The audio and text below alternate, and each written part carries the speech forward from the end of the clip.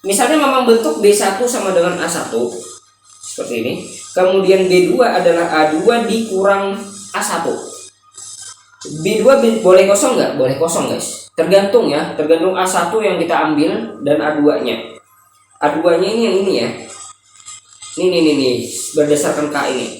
Kemudian secara terurut atau secara berurutan, B3 adalah A3 dikurang A1 gabung A2, dan BN adalah AN dikurang A1 A2 sampai AN-1 gabungannya.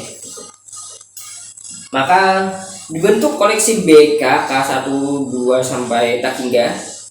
Nah, BK inilah yang himpunannya disjoint. Kita akan buktikan bahwa dia disjoint. Perhatikan di sini ada, jika kita ambil sebarang BI dan BJ, elemen dari BK K1 2 dengan sampai tak hingga dengan I tidak sama dengan J.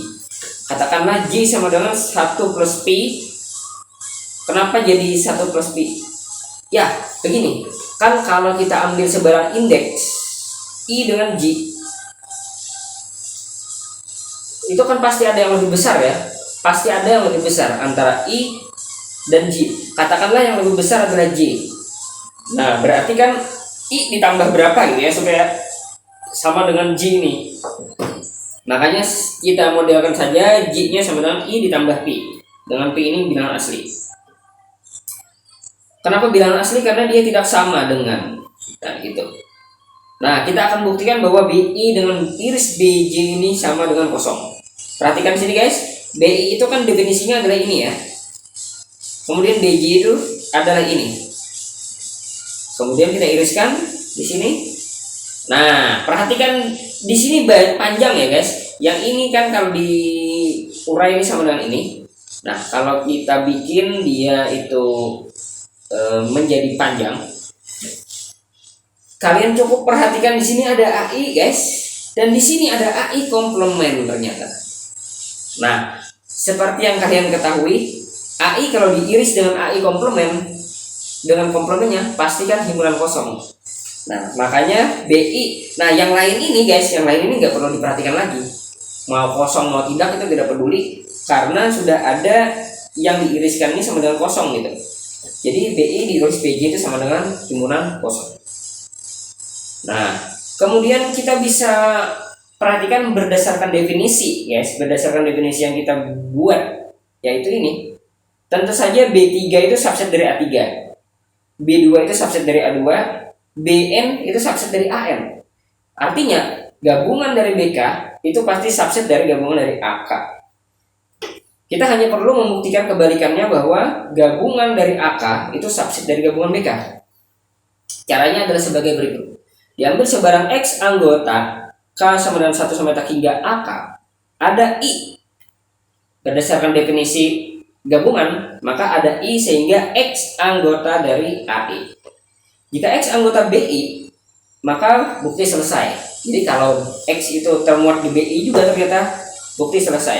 Tapi katakanlah tidak demikian misalnya. Andai kan tidak demikian juga berarti X bukan anggota BI ya. Nah, karena bukan anggota BI, pastinya dia anggota BI komplement. Artinya sama dengan AI dikurang ini bla bla bla bla bla komplement. Kalau kita komplementkan, kita dapatkan ini. Nah, karena dia anggota AI ya, maka dia pasti bukan anggota AI komplement. Akibatnya, karena dia bukan AI komplement, anggota AI komplement, jadi pasti anggota dari sisanya. Berarti ini, ya kan?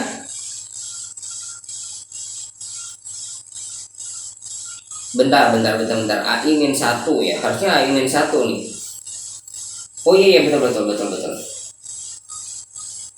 Nah, jadi pasti ada J. Memang bingung juga nih ya. Dia pasti bukan anggota I sih. Oh ini salah nih guys.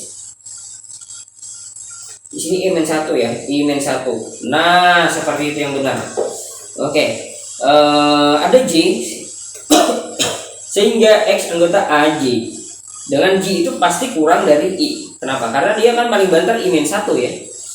Jika X anggota BJ lagi pasti buktinya selesai lagi guys. Tapi andaikan lagi dia tidak demikian, maka kita bisa Lakukan cara yang sama seperti ini sampai dia habis. Nanti ada, tentunya pasti ada ujungnya ya. Paling banter nanti anggota B1 gitu. Nah, artinya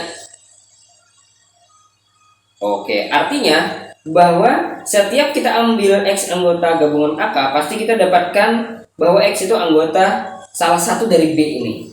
Jadi berdasarkan bukti ini kita ini sambung sendiri ya guys, ini buktinya belum selesai ini DST ini terus terusnya. Kalian sambung yang kayak tadi ya, Mamang sudah kasih clue-nya. Nah, berdasarkan ini kita simpulkan karena ini dan ini ya, maka dapat dipastikan bahwa AK sama dengan BK. Ya, gabungan dari AK sama dengan gabungan dari BK. Teorema selesai. Oke, Mamang akan melanjutkan satu definisi atau teorema lagi. Di sini kita akan perumum definisi aljabar ini dengan yang namanya aljabar sigma, guys. Nah, mari kita lihat definisinya. Diberikan X simulan tak kosong suatu koleksi sigma, ya. Ini sigma besar nih. Sigma subset dari 2 pangkat X disebut aljabar sigma jika berlaku untuk setiap AI anggota sigma dengan I-nya ini tak berhingga. Ya, I-nya ini tak berhingga 1, 2 dan seterusnya. Nah, maka gabungan dari yang tak berhingga ini akan tetap termuat di sigma. Kemudian untuk setiap A anggota sigma, maka A komplement juga anggota sigma. Jadi perbedaannya adalah di sini sampai tak hingga. Kalau yang aljabar biasa tadi berhingga saja ya. Ambil 2 himpunan, gabungannya pasti anggota aljabar. Anggota row ya kemarin itu. Nah, itu aljabar. Tapi di sini kita perumum dengan AI-nya ini kita tidak batasi. Kita batasi pokoknya sebanyak-banyaknya kalian boleh ambil, pasti gabungannya akan termuat di sigma lagi. Nah, kalau 2 sifat ini dipenuhi, maka kita akan maka himpunan yang bersangkutan itu dinamakan aljabar sigma. Nah, gitu. Kalian bisa buktikan dengan cara yang sama, guys. Yang pertama adalah setiap aljabar sigma pasti aljabar. Tentu saja ya, kalian buktikan sendiri itu. Setiap aljabar sigma pasti aljabar. Artinya apa? Artinya setiap aljabar sigma pasti memenuhi sifat-sifat yang sudah kita pelajari, termasuk teorema yang sudah kita pelajari tadi, dan juga memenuhi sifat 3, sifat 4, sifat 5, sifat 6. Karena dia aljabar juga. Nah, gitu. Tapi aljabar belum tentu aljabar sigma. Nah, tidak ada jaminan bahwa suatu aljabar itu adalah aljabar sigma. Oke, Mamang akan akhiri dengan satu teorema lagi di sini. Teorema 1.5. Untuk setiap gamma subset 2 pangkat X, ada aljabar gamma terkecil. Sama, guys, ternyata dengan teorema yang sebelumnya, yaitu mana nih? Teorema 1.2 ya. Nah, jadi kalau 1.2 kan ada aljabar terkecil yang muat gamma, tapi di sini itu aljabar sigma. Ya. Mana nih? Ini ya. Aljabar sigma terkecil juga yang muat gamma. Buktinya sama, guys. Buktinya analog katanya. Nah, coba kalian coret-coret ya di rumah. Mungkin buat kalian suka tantangan ini, kalau kalian dapat buktinya silahkan komen buktinya di kolom komentar, guys. Nah, itu akan kontribusi buat Mamang ya. Oke, aljabar sigma terkecil yang muat gamma itu akan kita lambangkan dengan sigma gamma ya, sigma gamma. Nah, kayak gini. Jika tahu adalah topologi pada X, maka sigma dari tau disebut keluarga Borel. Nah, Borel family ya. Gitu. Suatu himpunan A anggota dari keluarga Borel ini disebut himpunan Borel. Sepertinya yang benar adalah ini, guys, ya. Jadi aljabar sigma terkecil itulah yang dinamakan himpunan Borel atau famili atau keluarga Borel, guys. Yang sebelumnya itu kayaknya Mamang agak skeptis ya, agak ragu ya. Nanti kalian cek lagi, guys. Himpunan Borel itu yang benar apa gitu. Oke, habis ya. Oke, guys, mungkin itu saja untuk video kali ini. Thank you for watching.